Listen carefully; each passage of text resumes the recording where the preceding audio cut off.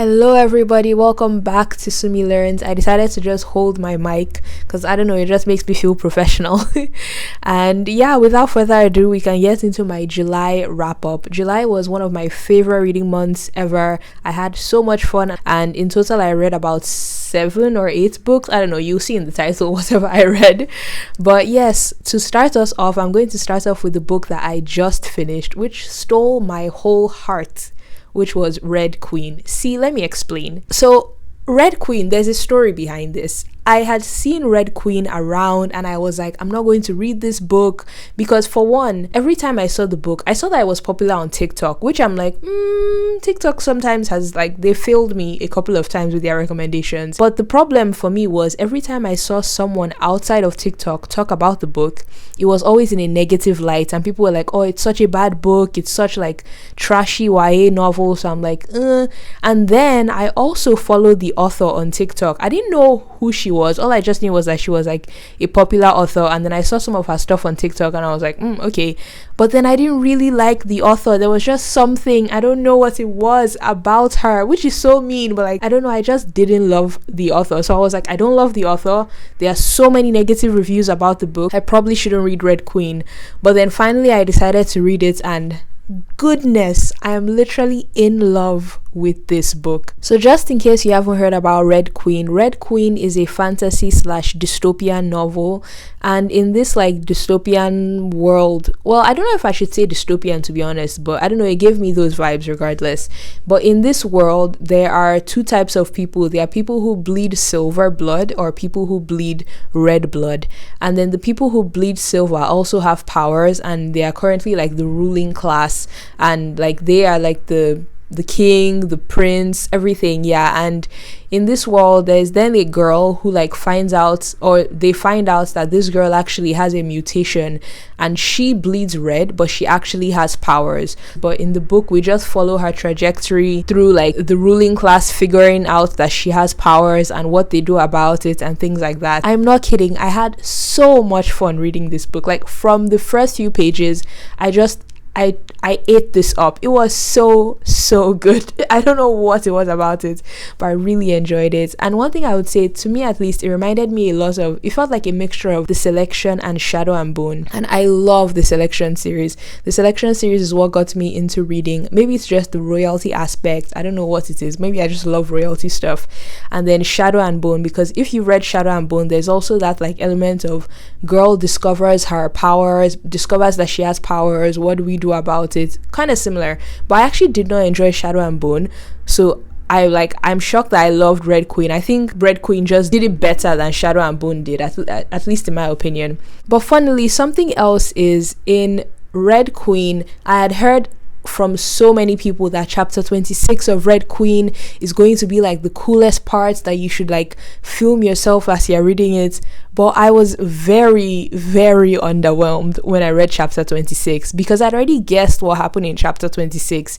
In my opinion, the author already like put a lot of clues that would lead us to what happened in chapter 26, so I wasn't that like blown away. But still, I think it was an excellent book. I loved it. I don't know if it's just because I don't typically read fantasy, so I just like, I'm not used to the typical tropes, so I just like soaked this up. I'm really glad I read it. Immediately after I finished it, I went to the bookstore and I bought the second book, Glass Sword, so I will also be reading that too. Also, something else that I absolutely loved about Red Queen was the fact that the people who were like the like oppressed people in this like dystopian world were the people who bled red.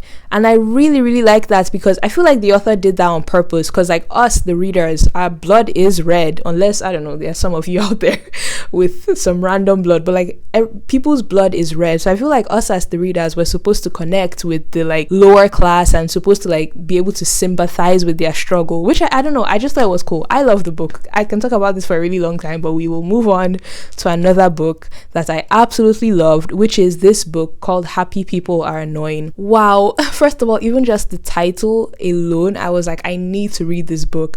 So this is the memoir of Josh Peck. You might know him from Drake and Josh. He was really popular, and I don't even know how to explain it, but this memoir, like, I took notes, which I'm like, I never do for like a memoir, but like there were just so many things that he said that I was like, oh, he spoke about so much. He spoke about his like experience growing up in a single parent household. It was just him and his mom, his experience not knowing his father, his experience growing up as a fat kid, his experience like in Hollywood, his experience with drug addiction, alcohol addiction. There was just so much to this book. I would say out of all the books that I've read, this is probably the most eye-opening book that I've ever read in my whole life, not counting the Bible. But apart from that, this has to be, because there were just so many things that like I had never even thought to think, and just the way like he wrote about it, just it was such a cool book. And even the way he wrote exactly, like, and I listened to the audiobook, which I highly recommend because he narrates the audiobook and he is so funny. He brings such humor to everything. It was really cool, but it was actually a really hard book to read, even though he added like comedic elements to it, because like going through his drug addiction journey, he went in extreme detail into those parts, and which I think is beneficial, but truly it made it like kind of hard to read. But wow, fantastic book, 5 out of 5 stars, beautifully written, 10 out of 10 recommend. And then the next book that I'll talk about is Find Your People by Jennie Allen. If you saw my summer TBR, I said that this is one of the books that I would like to read because I feel like I've been seeing it everywhere in the Christian community. I feel like a lot of people are recommending it. So the main point of this book was Jennie Allen was encouraging people to develop community and like how to develop friendships and how to navigate friendships when they are hard, and like friendship breakups and things like that. And I think I rated this a 3 stars, but for the majority of this book I was going to give it 2 stars. And I think my problem with this book was, to me, it felt like I've heard this so many times. The writing felt very fluffy, and it felt like cheesy and just fluffy, and there wasn't much depth to it. I felt like this was like a regurgitated thing that I've heard so many times in the Christian circle. So truly, maybe if you're someone who did not grow up in the Christian circle, or like who hasn't like heard about friendship, maybe it would be new to you. And then I also had some major problems with just the way she spoke, which this might just be me, but whenever people speak about Africa, first of all, like I have a problem with that. In this book, I remember there was an instance when she mentioned, something about Italy and Africa. And it's like, Italy is a country, Africa is a continent. Tell me specifically, what country did you visit in Africa? Don't just say Africa. That irks me, like, to no end. But apart from that, it just felt like she was really romanticizing like community, like Africans, they're in community. And I was like, what? And then she's like, the Western world, there's no community, people are way too individualized. Of course I'm like generalizing, but that's just the way it sounded. Like it just seemed too simplistic on her end. So these were just some of the problems I had with the book, but I feel bad for like bashing on the book. I think it had some good aspects, and towards the end it became really practical. She started giving like proper advice of like, this is how you can make friends, these are some practical steps that you can take, this is something that you can do, which I did appreciate. I just didn't love the majority of the book. Okay, so now to balance off that negative review, I'll move on to a book that I surprisingly enjoyed, which is How to Not Die Alone. I had to look down to see the exact name. So I had seen this book recommended by Ali Abdal, and it's like I feel like he did such a fantastic job of explaining this whole book. I highly recommend checking out his video because he actually breaks down like so many points that the author made, and he said that this is the book that changed his love life. I felt like that was a bit like, that's a bold statement, so I was like, I need to read this book. And truly, he spoke so highly of it. And also the title of the book, it's like How to Not Die Alone. I'm like, wow, that's provocative. So I did have to check it out, and honestly I was pleasantly surprised. I think it was, for one, an engaging read, but it was also very practical. Like, she had such good advice. Well, I haven't put it into practice, so I don't know if it's good advice, but it sounded good at least. The advice, I don't know what's more to say about the book, but I highly recommend it. And I think if you are interested in the book at all, you should watch Ali Abdal's video because he breaks down like all the strategies and like everything that she said. But I give this one a 5-star. Excellent book, I think. Like, beautifully written. Great book. Then another book that I read was a Casey West book called On the Fence. It's on the fence. And this book, contrary to my other like books where, for example, Red Queen, I thought I was going to hate it, but I loved it, or How to Not Die Alone. I thought it to be average, but I actually ended up thinking it was a fantastic book. This book, On the Fence, was the opposite. I came into this book expecting to love this book because, one, I actually really love Casey West. Like, I enjoy her writing. I know she writes towards a primarily younger audience, but I do not mind. I read books for escapism. I read them to have fun, and like I feel like her books are fun.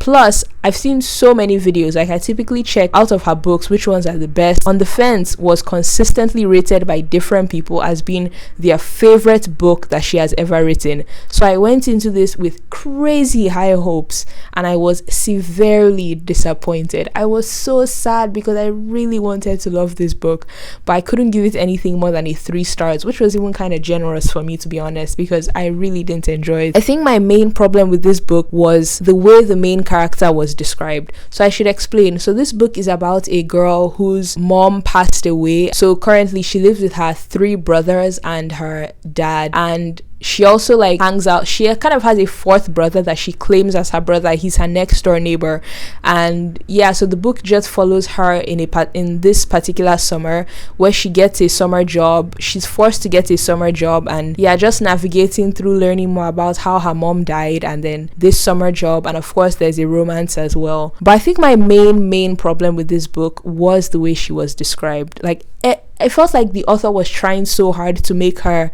not like other girls. It was like because she had 3 brothers, she was this like tomboy girl. I felt like every other sentence the book was talking about how she just got tackled by her brothers, and I'm like, we get it. She likes football, she likes soccer, she likes fighting. I felt like it was like drilled in, like the only important thing about her is that she's a tomboy and she like enjoys sports, and I'm like, please develop the character more beyond this cliche like she's a tomboy. Yeah, I guess I'm just like, maybe it's just not a trope that is for me. The whole like tomboy main character, I do not think it's for me. Speaking of, I'm going to do a video talking about all the tropes that I love and tropes that I really don't like. But yeah, stay tuned for that. So all that to say, On the Fence, I rated it 3 stars. Also, I'll add that something I love about Casey West books is banter. I think she does banter between the like love interest fantastically. I think she just does it well. It hits the spot. It just feels like, oh, like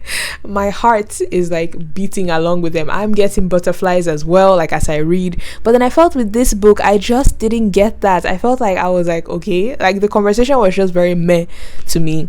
And finally, something I'll add as well is that I do think this book should have come with a trigger warning. I feel like everyone who spoke about this book didn't mention, and I know it could be a spoiler, but the book does deal heavily with grief, and in particular the way the mom died is a pretty big part of this book. So I wish that was mentioned. And then I read another Casey West book, which is P.S. I Like You.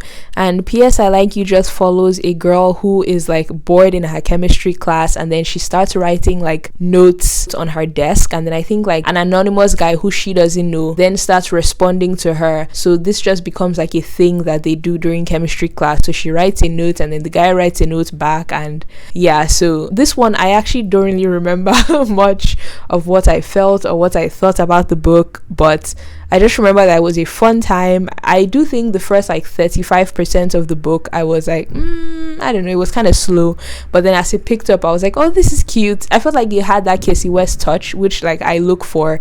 I know when I'm going into her books that I'm just there for a good time, I'm there for a fun time. It's like a clean, wholesome, fun read, and that's what I got from this book. I think I rated it a 4 star. And finally, the last book that I'll talk about is Deaf Utopia. I actually did not read Deaf Utopia in July, but I feel like I really need to mention this book because this was a 5-star read, and I think every single person should read it. I don't think I've mentioned it yet on my channel, but maybe I have, I don't know. But yeah, so Deaf Utopia it's Nal DeMarchio's memoir, and just in case you don't know Nal DeMarchio, I'll pop up his face on the screen as well. Well, it's on the cover of the book, but still. Nal DeMarchio is the first deaf person to win America's Next Top Model, and he was also the first deaf person to win Dancing with the Stars, and he's also an actor. He acted in Switch That Birth, which you should watch if you haven't, by the way, but that's a side note. In this book, he just explores his story of growing up I believe he's fifth or fourth generation deaf. So like his parents, his grandparents, his great grandparents, they were all deaf. And he just explains what that was like for him growing up. This also was a very eye-opening memoir. Of course, like there are many things like me as a hearing person that I would just never think of. But it's so nice to hear from his perspective about things that people have said to him, things that people have done. Honestly, some of the stuff was even crazy. He also explores Hollywood and what it was like being on these shows. And I personally, I know I saw some reviews where people were like, oh, they wish he didn't talk about it as much. But I loved that he spoke about like the behind the scenes of reality TV shows. I thought it was so fun. And he did speak specifically about what it was like as a deaf person being on these reality TV shows. How accommodating were they not accommodating? He just like explored those. And also he spoke about deaf history, and he explained it so well. It was so good hearing about like the origins of ASL. He explained that as well. But one of my favorite parts, I think, about this book is the way like I hope I explained this right, like whenever he was recalling a conversation that he had in ASL, it was always done in ASL like grammar, not like spoken English grammar. For example, like in like spoken English, if I want to say I want to go to the store, or like I am going to the store, I would say I am going to the store. But then in ASL, they would say store I go. So whenever in this book he was recalling a conversation he had in ASL, he would use ASL grammar. So he would say store I go instead of I am going to the store. That was a long-winded explanation, but I think he just added he added something to the book. He added like a richness to it. 10 out of 10 recommend. Highly, highly recommend. One thing I would say about the two memoirs that I've mentioned today is that they both do have like language, and they both explore like drugs and alcohol. So you should just be aware of that as you go into the book. So yeah, that's about it for the month of July. Hopefully August would be an equally awesome reading month. And yeah, please leave down below any book recommendations that you have for me. And yeah, I'll see you in my next video. Bye.